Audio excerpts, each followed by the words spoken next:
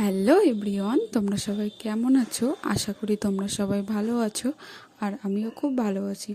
তো অনেক দিন পর ভিডিও করলাম এবং তোমাদের সাথে শেয়ার করলাম। তো ভিডিওটা কেমন লাগলো তোমরা অবশ্যই জানিও।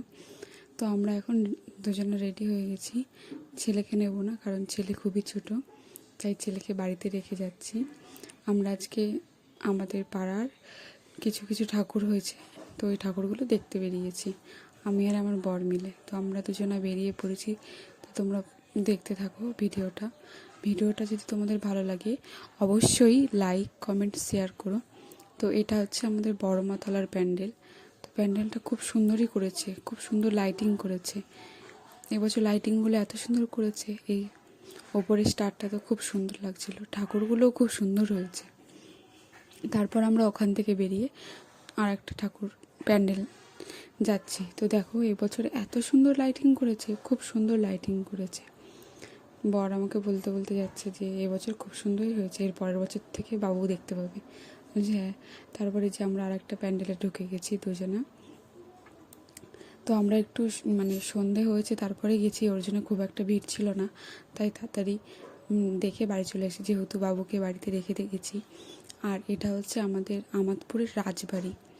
এই বাড়িটা দেখার জন্য অনেক বাইরে থেকে লোক আসে। এটা আমরা বলি বাবুদের বাড়ি, আমাদের এই আমাদপুরের। আমি এটা নিয়ে এর আগে এসেছি, সেরকমভাবে ঘুরে দেখিনি। তো বর বলছিল যে এখানে অনেক দূর থেকে লোক আসে এই বাড়িটা শুধু দেখার জন্য। তারপর ওইখান থেকে ঘুরে আর একটা প্যান্ডেলে চলে এসেছি। তো আমাকে কেমন লাগছে তোমরা একটু কমেন্টে জানিও প্লিজ।